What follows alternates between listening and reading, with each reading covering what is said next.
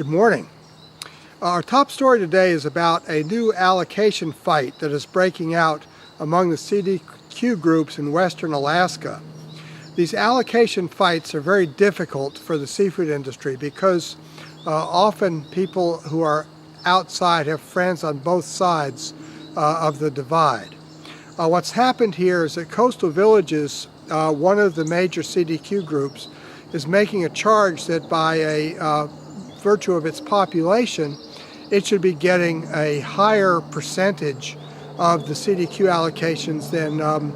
some of the smaller CDQ groups that are more remote and have lower populations. When the state of Alaska did a 10-year review this year on the CDQ program,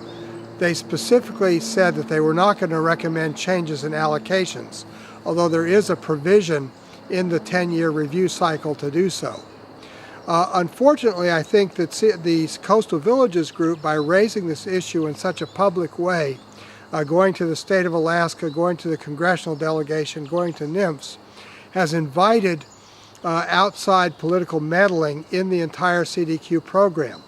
This is the fear that was expressed by the other 5 CDQ groups in letters back and forth opposing the idea that Coastal Villages should reopen this allocation program.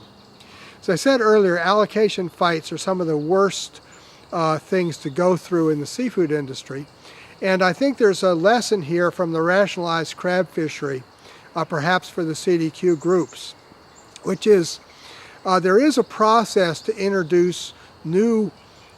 information, new ways of looking at things, new data, but it's a process that involves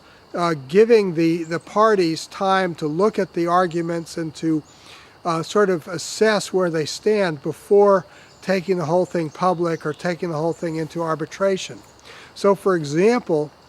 Coastal Villages may in fact be right that there should be some movement in allocations, but perhaps they should propose a longer term study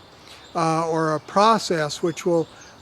really involve everybody looking at this issue in some more dispassionate way instead of plunging immediately into the political process.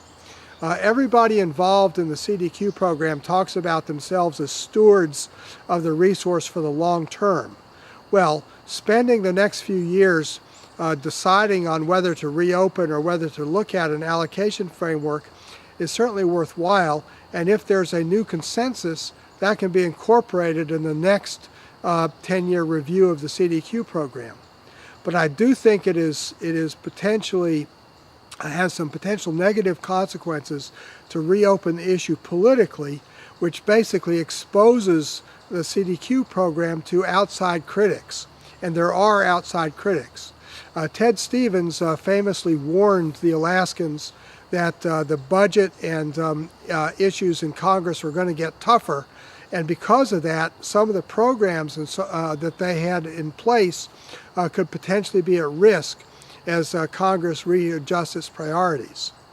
This is what we expose ourselves to with these internecine fights about allocations, is that somebody from outside the seafood industry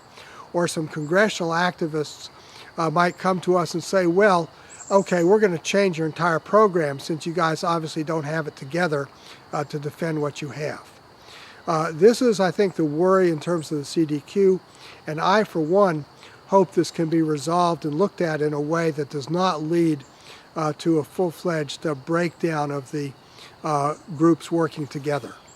In Lexington, Mass., this is John Sackton.